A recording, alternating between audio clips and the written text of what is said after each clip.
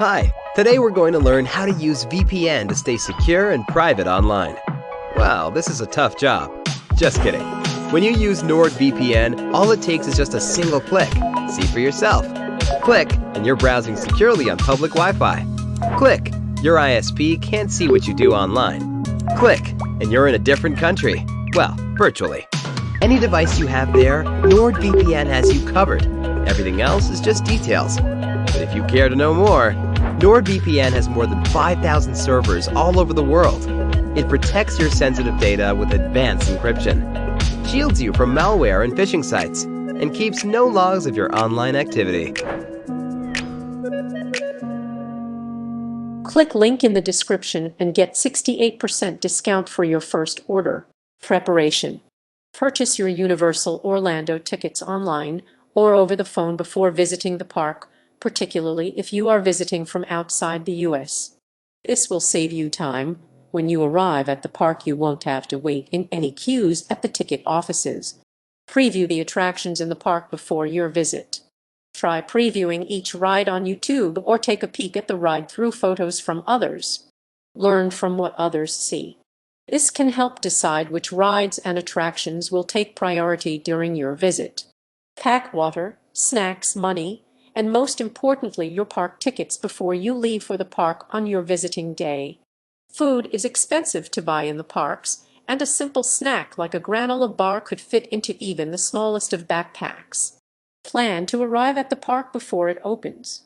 You are usually allowed in through the barriers before opening, but you won't have access to most rides unless you stay at a Universal Orlando Resort hotel. Guests staying at Universal Resort hotels have early park admission privileges at different times throughout the year. Getting through the barriers early will give you time to pick up a park map and plan your route to the first ride of the day. Entering the park, drive and park at the parking garage located on the property of Universal Orlando. The parking lot's address for Universal Orlando is located at 6000 Universal BLVD, Orlando, FL 32,819. The cost to park your car at this park will run you about for cars and upwards from there depending on your vehicle's complexity. Take the moving walkway towards Islands of Adventure as opposed to either Universal Studios or City Walk. Recognize the setup of the park. Although this park is shaped in a circular pattern with 7 different lands, the inside of each of these lands will give you a different viewpoint, as each ride is sporadically placed behind the world-famous entrance of the Islands of Adventure Lighthouse. These lands include Port of Entry, Marvel Superhero Island, Toon Lagoon, Jurassic Park, the Wizarding World of Harry Potter Hogsmeade. Port of Entry. Recognize that this area is more of a meet and greet area for all of your party to gather at or near the entrance. Except for 2 to 3 small takeout restaurants and other eateries, no real attractions exist here. Marvel Superhero Island. Take a ride with Spider-Man on the ride called The Amazing Adventures of Spider-Man. This ride is excellent after lunch when stomachs need to settle before letting the heart race again. Besides, this can be a good ride to take in for any Spider-Man fan. Toon Lagoon. Walk through some of the exhibits on Me Ship. The Olive. This attraction is recommended if you have kids who love playing without too much supervision. This whimsical playland will keep your kids entertained for a little while you wait nearby and watch. Take in Islands of Adventure and Universal Orlando as one sole true log flume ride in Dudley Do Right's Ribsaw Falls. Much less watery than its competition nearby is this log flume that will get you less drenched but can still get your hopes up to get other people nearby just as wet as the boat vehicle exits the flume building at a quick pace. Jurassic Park. Look at the entrance gate to this land. You will notice that it looks like a replica of the one from the movies in the Jurassic Park series.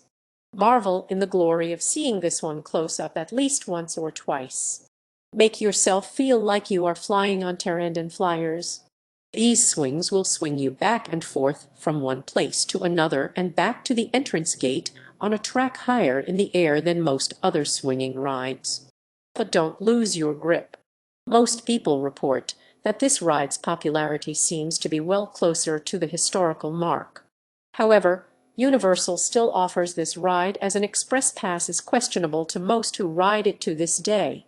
Be aware that you need to ride this ride with a child who is between 36 and 56 inches if you are over that height range.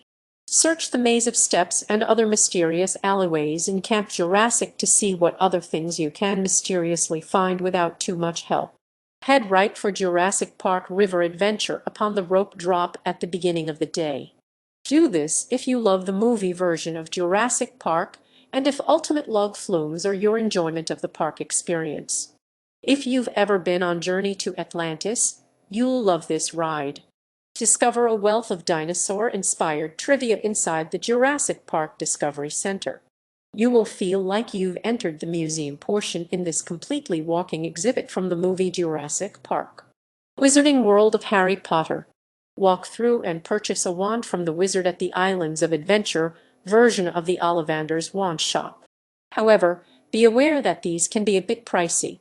Ride the less energy, enthralled voyage on the wooden roller coaster called Flight of the Hippogriff. While this ride is very short, it often has very long waits, so this one may be a good attraction to do first thing or at the very end of your day. Take a ride through the castle. Follow a journey that portrays Harry Potter's one ride in Harry Potter and the Forbidden Journey. This ride can often have long waits, and the express pass cannot be used, so if you are more of a thrill seeker, this may be the ride to do first for your group. Come back out from the castle and walk past Ollivander's shop to take on the metal roller coaster called Dragon Challenge. This ride is recommended if you love thrill rides. With the double helix spins that will turn you around a second time before you even exit the first spin at one point, this one is definitely a keeper for some.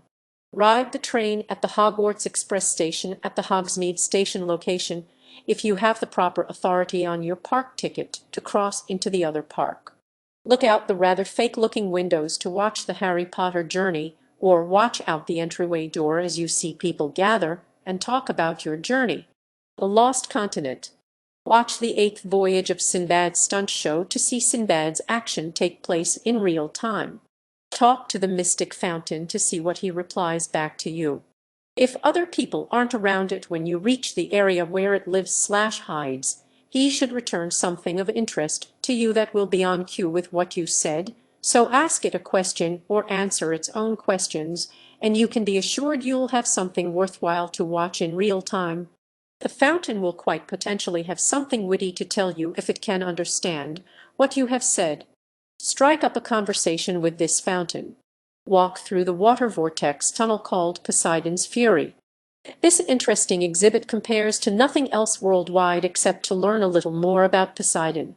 This is entirely walking, though, so this may not be the attraction for you if your feet are tired from walking a lot during the day. Seuss Landing. Look to take in some of these whimsical rides/locations until the very end of your day, and make sure the kids are there to ride all of these rides with you. Ride the trolley train ride at the High in the Sky Seuss Trolley Train Ride exhibit. Learn about Dr. Seuss through some of his excellent ideas that were never truly written down. Just after leaving the train's entrance gate into the first building, look down at the restaurant called Circus McGurkus Cafe Stupendous. It's interesting to watch people from the train and see what other weird things happen when the train goes past. If you're in the restaurant much later, watch upwards into that corner to see the train as it rolls past to see what stuff you can observe. Ride the Carousel if you loved to ride carousels. This whimsical carousel will entertain you for a little while. Ride the One Fish, Two Fish, Red Fish, Blue Fish ride. This ride is recommended if Dumbo, Flying Carpets of Aladdin, and a few others at Disney World, along with Kang and Kodo's Twirl and Hurl in Universal Studios Orlando next door, wasn't enough to thrill your little one. You may also even get a little wet. Learn a little more about the Cat in the Hat story on the ride by the same name, The Cat in the Hat. Play with your kids in the walk-around exhibit called If I Ran the Zoo.